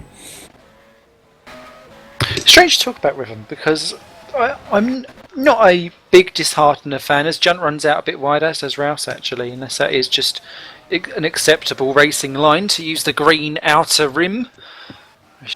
I'm not so sure on that, but Rouse actually being sucked right up onto the slipstream, has a little sniffer on the rear, says I'm not having any of that, and steams down the inside. Doesn't want any crackage, and has got the nicest of exits out from that. But now Junt is taking a re-snifter, and Rouse trying to lose him off of his rear, but actually pulls right the way out so that he gets maximum amount of steerage into the turn, and Junt surprisingly not really pushing that one back through again, and I thought he'd at least take half a stab down the inside. Yeah, it seems that Junt didn't have the top speed to make anything work for him. Now he's Adam, I think, is expecting Adam to just pull away now, obviously. Caught straight back up to Junt when he had those problems, and now he's just going to, I think, sadly for David, just drive away into the lovely Korean sunset we have today. Well, sunset, sunshine, no rain, which is always a bit so. Oh yeah, look, David's really struggling at his car today. Maybe he's changed his setting in the pits and it's just all over the place for him. Who's that in the pits? It's Mr. Paresis from what was 7th. Bernson is in as well. Interestingly, on a complete side note, just whilst things are quieter, I've got quite a few Korean films that are hilarious. Well, not hilarious, but there's a Korean film that's just come out where they've redone one of my favourite films of all time, The Tower Inferno. It's just called The Tower. It is amazing as Paresis rejoins right behind Rouse and Junt, and that's not going to help him in his battle with Hardwick. No, and Jason Muscat's also coming to the pits, and he's now down into 11th place. Pavlonski not far behind him either, so battles and pit stops and everything's happening. Jordan Weeks actually in the pits in a moment. Down in 13th place, he's going to stay there, King Ryan 45 seconds behind him, so don't think he'll be challenging him any time soon. No, not at all. I'll come back to my attempts. Oh! Vudinovsky! Moody's not having the best of back marker days, is he? No, poor guy. I only caught the second half of that, so I'm not really sure who is necessarily at blames, but there was three cars in one corner, and quite often that's never going to pay anyone any good dues out from it, is it? No. Sadly for them, if only sim racing cars were indestructible. Obviously we could have had that, but I don't think they'd be very happy at making a crash happy league. As David Junt's got his pit light on.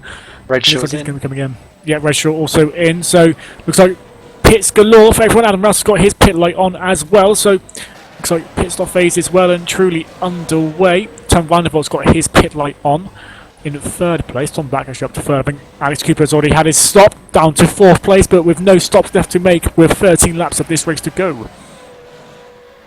He has no stops to give, and Redshaw is coming out just alongside Ed Williams. Yes, no, that's worked out quite nicely. So he is clear of Paresis, so that is net gained. Rouse and Junt in together, so obviously they're not satisfied with having ripped 10 shades of each other out on the track. They're now going to decide that actually we'll have a good run to the flag. And and Junt actually out much faster than Rouse. Rouse having a much slower stop, and Junt retakes the positions in the pits. So there is a prime example of exactly what you should do if you've upgraded your pit crew.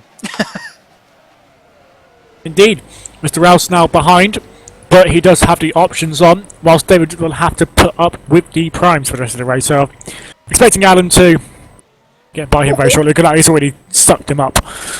Oh, the Phoenix boys just made contact with each other over 14th and 15th positions. Hardwick's trying to lap them. Kieran Ryan actually backs out and Bryson goes through, but I don't think that was planned, as Heasterbeek is not in the pits. It was just flashing through, but Tom Vandervoort is. Yep, and Adam Rouse going up the inside of Mr. Junt going into turn 3, turn 4 coming up now, but David does have the advantage, but Adam's going to have the inside. Is he going to do it? No, a bit too tight there to make anything work there, but David gets very good traction actually coming out of the corner considering it's on the prime, so this one is going to be battling for a couple of laps, I suspect. But Mr. Pavel Oknovsky's got his pit light on. Anyone else? Mr. Oscar Hardwick is in the pits as well, so it's waiting for the top two to come in now, 2 seconds between them. See exactly how much that has hurt Jim Paresis actually. He's coming down the straight. Hardwick is just popping out on for the throttle. Is Paresis going to lose out because of being held up? Yes, he is. Hardwick takes 7th position back from Paresis, and that's just because of the way how the traffic laid when Paresis came out from the pit. So he's got it all to do once again. Ed Williams stays well out of the way from that. So Hardwick lucks back into 7th position, and Paresis has got it all to do again in 8th, but he's now on the good tyre, isn't he? He is indeed, so lovely fresh option tyres, whilst a lot of people around him are going to have to use the options, the prime, sorry, as Lewis Richard was very close to a green stripe there, but misses him, which is thankful. And got Adam Rouse, who actually Adam David did come out ahead of Pavel, so that's another made up move for them. But is Adam going to go up David for 10th place into turn 2? He has a look, but David locks the tyre, it makes it misses the apex of the corner, gets a better exit than Adam, but I think Adam's going to have to move sorted going into this corner if he can sort himself out. Dives over the inside, turn 3, bash bosh. 10th place for Adam Rouse, but Dev John holding around the inside. Oh no, that's my timing going funny. Kieran Ryan has lost his front wing, unfortunately, in an incident, and that has meant that the Phoenix double points finish is now looking highly unlikely, because Christoph Lichtenstein will take back 15th position, and Scott Bennett's not too far behind. He's been slowly keeping tabs on the Phoenix and the Green Stripers, so if there's any more problems he could luck himself into a nice little points position. But Boyd Bryson and Kieran Ryan both in for Phoenix together. That's awkward. And Kieran Ryan's going to have to wait behind because he's the one that's waiting for a front wing, and Bryson just overtook Kieran Ryan, and I wonder if actually that was because of the overtake, because they'd already bashed each other the previous lap, whether or not they've managed to actually just ruin their entire points finishing. Yeah, that's a bit of a silly move, but I think Scott's too far back enough to actually get anything on Boyd, but yeah, I think we'll be able to. Oh no, he's got enough of a gap. So yep, Euler in. So what will Rude do? Will he come in a few laps later? I do suspect. Well, obviously he'll come in a few laps later. That's silly, but now he is on the option whilst Lucas is on the prime, and that prime will take some time to heat up. So Rude really needs to pound those laps in as quick as he can to try and get back ahead of Mr. Euler for the win of this race.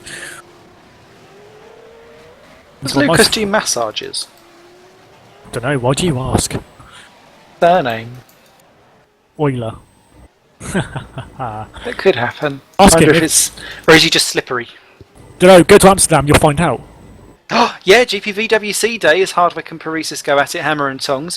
What I do wonder though on these GPVWC days, because I've not been to one yet, although I'm planning to do this Amsterdam one and probably get arrested, is do people then carry on their on-track grudges off-track as Hardwick goes off the track again? Just about holds it together from Paresis, but I think Jim is about to go warp speed past. In fact, he's almost run out of road in which to do it out of the final corner, and that's going to allow him through down into turn 1 potentially. Can Hardwick be last of the late breakers? Yes, he is. Paresis goes in, but nearly meet us on the apex, and if anything, that's now actually going to hurt Paresis. Keep right behind down into turn 3, and then finish the deal off down on the last straight. We'll see how this unfolds. Yeah, we've only got... How many laps we got left? I'm going 9. wrong. 9! I was on my car for some reason, I've been on 0 laps, so... that wasn't a very good Paresis indication. Ah, poo. Well, Paresis is through, whilst you play Mr. Abacus. Oscar not able to quite get the cut back through on the end of the hairpin, so Paresis up into 7th. Redshaw's a fair way up the road, so he's got a bit of a job to catch him up. Rouse and Junt still battling over 10 and 11, that's not sorted.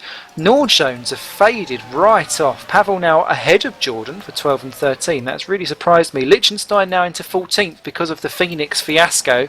Boyd Bryson is in 15, Ryan in the Kieran variety is in 16. Then Scott Bennett is in 17, Moodley 18, Stones 19, still going. Vernonson is 20th, Ed Williams in 21st, 3 laps down on Constant, looking like he's going to get his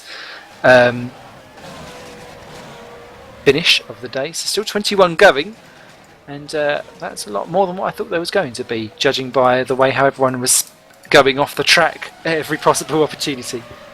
Yeah, it's just not a lot of liked on this track, is it? I can see why, but yeah, it's I not don't everyone's mind favourite. it. No, it's horrible. Yeah, can't get a ribbon.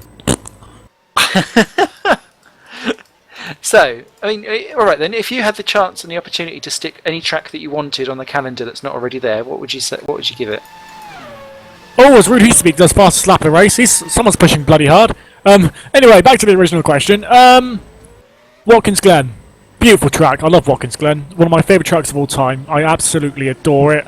Obviously, I was there for the test, but I couldn't drive it because I'm not a Super League driver anymore. So, huge shame, but Watkins Glen, I love that track. I think a lot of people would agree with me as well. It's a beautiful little track. It is cute. What about yourself? 23.5 seconds between Easterbeek and Euler. What would I add back on? I'll have a ponder, and I'll get back to you on that one. Ooh, I like a good ponder.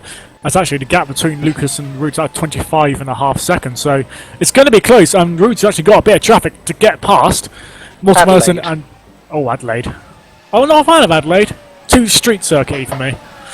I like it because it's all 90-degree corners, and it doesn't matter how cack I am with an analogue stick and a steering wheel, I can still get round them. You beat Sean Edwards once at Adelaide, if I remember rightly. That is very true. In fact, that is probably about 80% of the reason why. Or Old Hockenheim. Oh yes, that's a lovely track. I do like a good old Hockenheim. I do like a Hocker. As Easterbeek now the gap up to 24 seconds. Now it was 25. It was 27 when he pitted last time by, wasn't it? And he still got out ahead. 27.2 was the magic thing, and it kept him ahead by about half a second as he's being held up there by Morten Vernonson, who had nowhere to go. If you just catch people at really awkward points of the track, there is nothing you can do. You just have to go single file through that corner. And 24.4 now the gap. If Easterbeek can just keep eking and eking and eking and hope that the tyres may last, he could well find himself overcutting and coming back out in the lead. Yeah, he's just on a... Oh, Jordan's got brake failure by the sounds of it. Mr.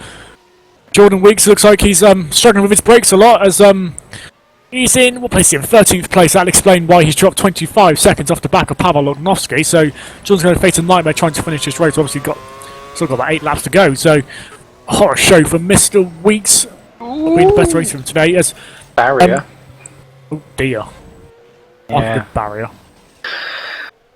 I'm sure you do, Mr. Parker. I don't like hitting them. That's sad, but I like a good barrier, especially in Monaco.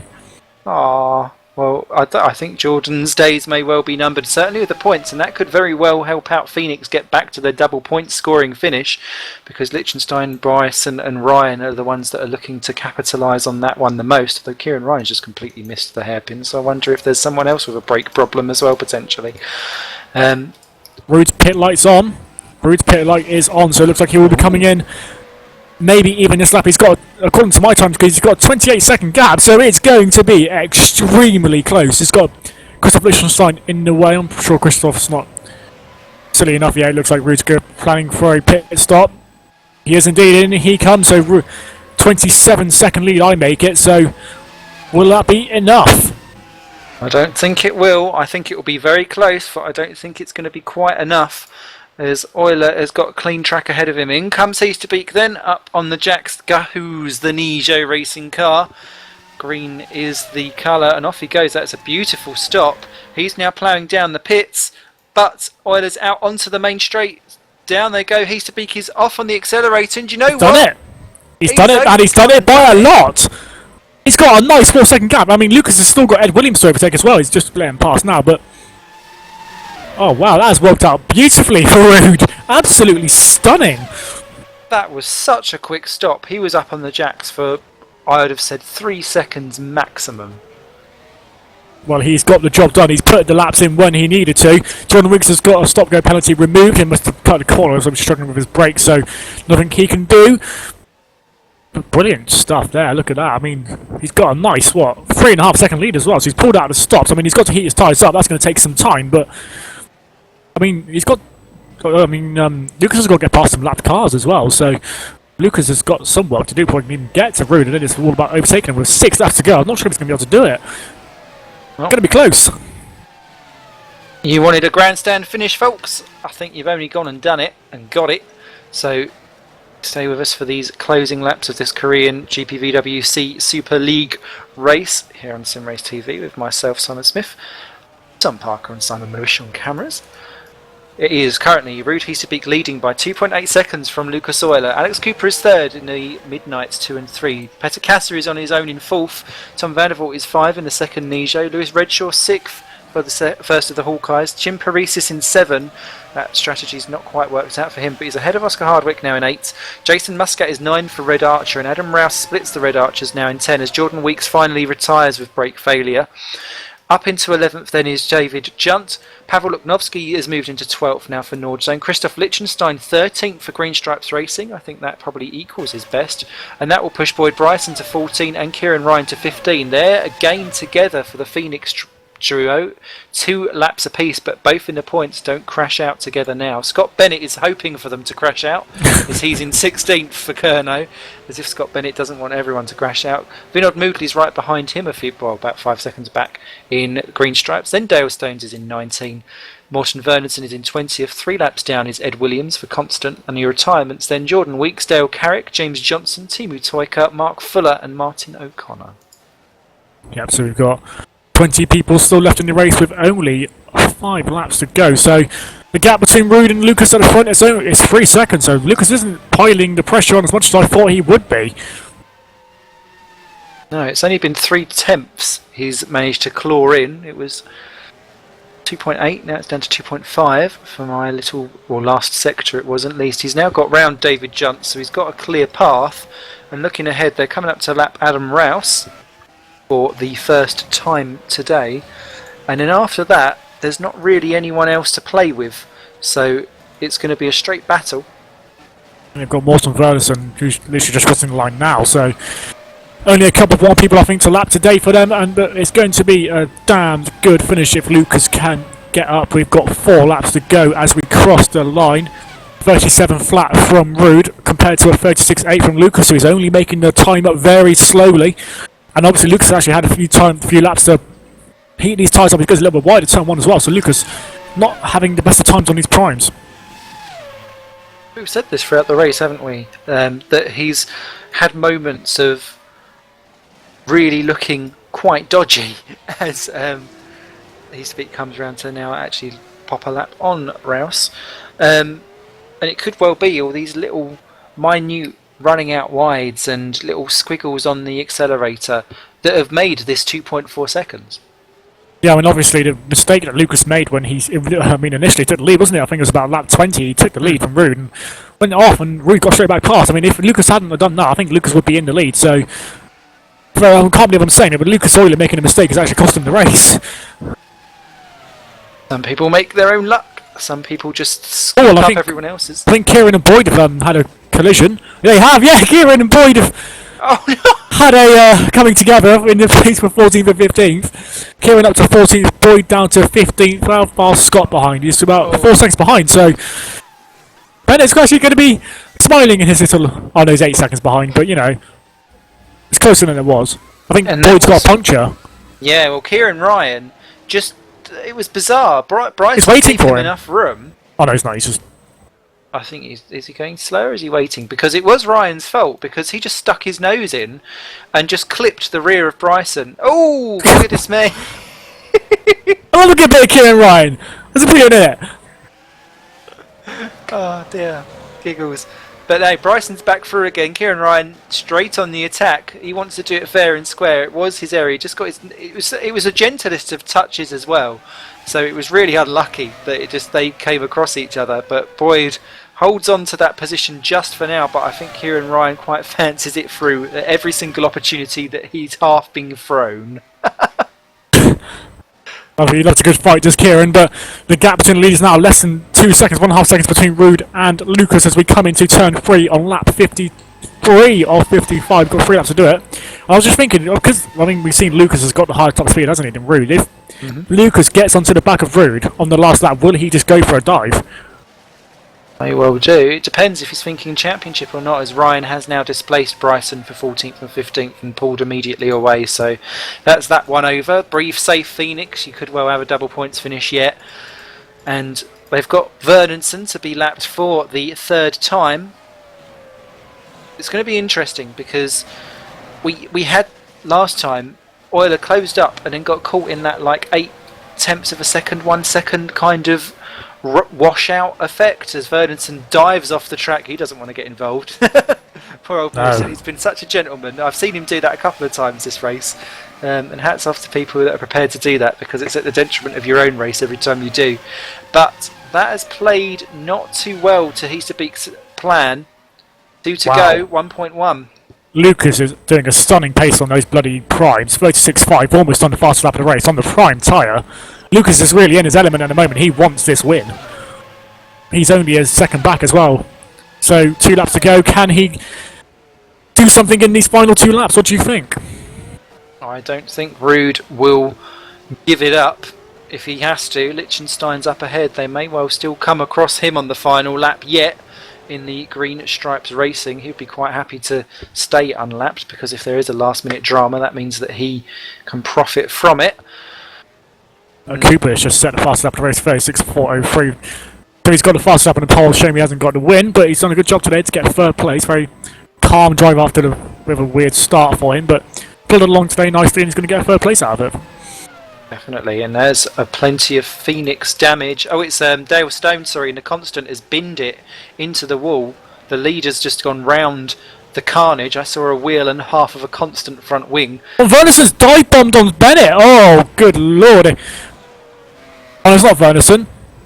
Who was it? Moodley. Moodley's had a massive dive bomb on Scott into the corner after the very long straight. Sort of hit the side of him and then thought, oh, well, I'll let you back past now. Yeah, that was a bizarre one. That was everyone hitting each other in the middle of the apex onto the not final lap, or coming onto the final lap. Liechtenstein is again being caught in the wrong place with traffic. Liechtenstein gets out of the way as best as he can, but when you come out from that final corner, there is just nowhere to go, and this is going to be where Euler needs to be close enough. 7 tenths is the gap as they cross the line. That is borderline on where you start to use a slipstream. Is Euler going to do a real late dive bomb in and pray that he can just catch the edge of the slipstream at the end of the next straight? He's to be late as he can possibly be. Nice and tight. He's not buckling under the pressure. Euler more pointy on the acceleration, able to get a bit more traction, but Heasterbeek keeps the position for now. Now it's going to have to be Euler doing a seriously impressive move because all of the obvious overtaking opportunities are gone. Well, we saw Alex do the wall of death around the outside of someone earlier on, so it's possible it can be done. Euler actually set fastest lap of the race on that last lap, pursuing Rude as bloody hard as he can. He wants this win. He's got a championship to win, hasn't he? So Dave Smith obviously not here today, but Lucas wants to make the most of this opportunity, but he's got a little bit wide there, but he's still making it work for him. He's got half a second to catch Rude in half a lap, less than that now. Indeed, as they're coming into the 3rd and final sector, this is where it's going to be much more of a, you're just going to have to follow them home. Remember, all of these points where Dave Smith is not here are bonuses, so you don't want to do a last minute stick it up the inside and lose all of these potential points, but he's throwing it into every single apex. He's gone very wide. Apex. Yeah, he leant on the apex there, but he couldn't quite do it. Heasterbeek comes out of the final corner. Euler's not going to be able to get enough of a slipstream through a nude. Heasterbeek takes the win, does he, as they cross the line? Yes, he does.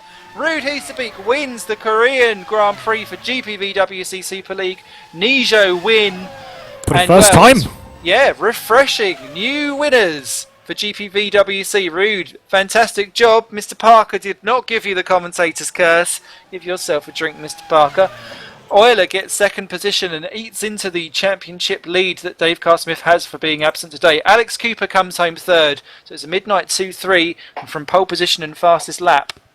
Alex Cooper, I think, will be disappointed but happy at the same time. It'll be a mixed emotions for him. Peter Casa fourth then for Torrent. Quiet but effective. Tom Vandervoort will come home in fifth. Excellent for him. Redshaw sixth.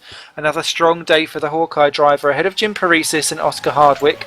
Jason Muscat unlapped in the Red Archer. That's something to talk about there. Well done for Jason in 9. One lap down, Adam Rouse in 10. David Junt 11. Pavel Luknovsky 12 in the top Nor zone. Terrible day for them. They'll be wanting Dave back for it quickly. Liechtenstein 13th for Green Stripes Racing. 2 laps down. He'll be delighted with points there, as will Kieran Ryan and Boyd Bryson, who did indeed both score for Phoenix. 2 laps down. Scott Bennett just outside the points for Kernow in 16. Vinod Moodley 17 did not get back past on another dive bomb. 3 laps down Vernonson for ST ahead of Ed Williams in the Constant, who did finish on debut. In the 3 wheels. He finished on 3 wheels is brilliant. 3 wheels on my wagon for Eddie. And then our retirements. Dale Stone's accident on lap 51. Jordan Weeks brake failure lap 49. Dale Carrick into the wall lap 27.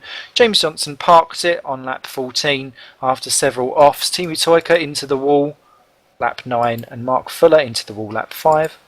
Martin O'Connor into the wall lap 3. And we've got a very happy Chris Williamson in the chat. Very, very happy. Very, very well done. That's brilliant. He does some good work there, Mr. Chris Williamson. I think I'll be very delighted that his man has won.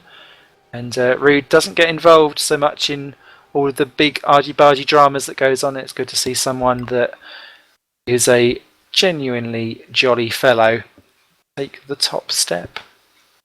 Yeah, it's nice to see Rude. He's been close. I mean, last year it was how long would it be to get to podium? And then he got one in the final race, and now it's this year. He's been waiting for a win, really. He's been doing such a stunning job in that Nijo. I mean, Chris has delivered the car, and now look, he's on the top step. Brilliant. Just, wow, don't know really what to say. Brilliant job. What that does do, though, is completely pulls together the top 3 in the Drivers' Championship, because Dave Carr-Smith was on 149 points going into this. Euler on 131 and Heasterbeek on 121. That just concertinas them all back up again, because they've effectively scored in reverse order, and it's them 3 well clear of everyone else. Yeah, indeed. So we'll see if we can get the top 3 for an interview. I'm imagining Lucas and Alex will be around. I'm sure Rude will join us today. It'll be his first win. Come on, Rude. Come on down. Actually, none of them are on TeamSpeak. Oh. Boo. Oh, well. Any drivers of the day then for you? It's Nijo. Just Nijo. They did absolutely stunning. They did a brilliant job today. Nijo, I mean, Tom said himself he had a bit of a poor qualifying, but finished 5th. And then Rude, well, what can you say? That final stint before he came in for his final stop was stunning. I mean, when he just pulled those laps out when he needed to, he pulled it out of the bag when he needed it, and he's gotten the win. It's brilliant job today. Yep, couldn't agree more. Rude is my driver of the day, as he should be held aloft and sprayed with champagne all over the shot. People I'd like to give a shout out to Tom Vandervoort. Is his teammate going up to 5th position, still 51 seconds off. So actually being a second off in qualifying did translate to a second off in the race pace as well. So Tom, I think, will be looking at himself and seeing what he can do to improve his overall performance going forward there, now that Rude has laid down a significant yardstick. Great stuff to see the Red Archers battling around in the top 10, as with the Hawkeyes as well. And many shout outs for Green Stripes and Phoenix, both getting the points on what have been increasingly rare occasions, especially for Phoenix, because that effectively is 33% of their points haul in one race. So well done. Well done. Yep, nice to see Phoenix both in the points. Green Stripes, nice. You've got a nice variety of people in the points today as well. So it's nice to see it's a close little league, isn't it? Lovely. Yeah, variety is the spice of life. At least that's what I tell my other half when they get told to do things. Where are we off to next on the calendar? Because we're not following the normals. We're off to Turkey. Going to Gobble Gobble. Turn 8. I do miss Turkey from the calendar on real life, see? So I'll wait to see exactly how the tyres go on there. I believe we've been joined by a few We people. have. Aw, hugs. Second and third place. Obviously warming up for the winner. Hopefully Rude will join us. So, Mr. We'll start off with third place man, Mr. Alex Cooper first. Pole position. You bogged down more than a toilet. What happened? It's just my regular starts. I'm pretty, without swearing, I'm pretty crapping. But yeah, I expected it to be fair, so no surprise. Fastest lap though. I think I got second fastest lap. Oh no, yeah, Lucas took on the last lap. Like the swine he is. How could you, Lucas? Boo. Well, so, any particular positives that you want to take forward from today? Because you showed genuine strong pace, and if you could sort out the starts one way or another, do you feel that you can actually be back to challenging 4 wins again? Well, I hope so. I mean, it's the first time I've had a clean race without damage since Austria, and I was second there, so yeah, I mean, if I get clean races, there's no reason why not. Yeah, it was good. Going good pace today. I mean, obviously you got a pole position. When you got that pole and saw Lucas in fourth, did you think I can have this, or did you think my race pace isn't as strong? Could maybe be second place. What did you think about when you got that pole? I was surprised because it was a PB actually. I think the low attempts helped that, but I was just targeting a podium to be fair, and I got it. So yeah, happy with it. That's a good job. Very well done. Thanks. Also got Lucas Euler, who came home second and was denied victory by a certain Nijo driver, but net gain overall in the championship. And obviously you was closing down Rude towards the end there. Talk us through your race, Lucas. Well, qualifying, as you all witnessed, was pretty bad. Well, fourth isn't too bad. I got quite a good lap in at the end. So yeah, I knew I had to try and get a good start. It wasn't better than the guys in front, apart from Alex. From then on, I tried to maximize the pace and catch up on the guys in front. When I overtook Petter, we had a slight contact. I'm sorry for that, but I ran wide in turn 3 all the time. I struggled there on the braking. And from then on, it was Rude in front of me. I was trying quite hard at the beginning. I was closing a little bit, but then he pitted later, so was able to pull a gap again. And at the end, I thought the gap would be a bit smaller when he exited pits. But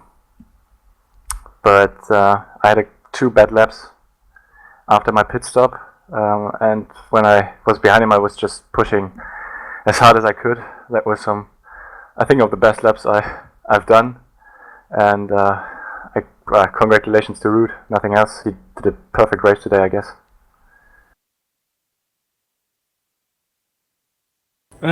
So obviously you took the lead. I think it was around about lap 20. You actually overtook Rude at one point, and then you went off. Was that just a driver error? Was it brakes, or because I think we were saying earlier on that might have actually been the one that cost you race. What happened there? Was it just a late break or what?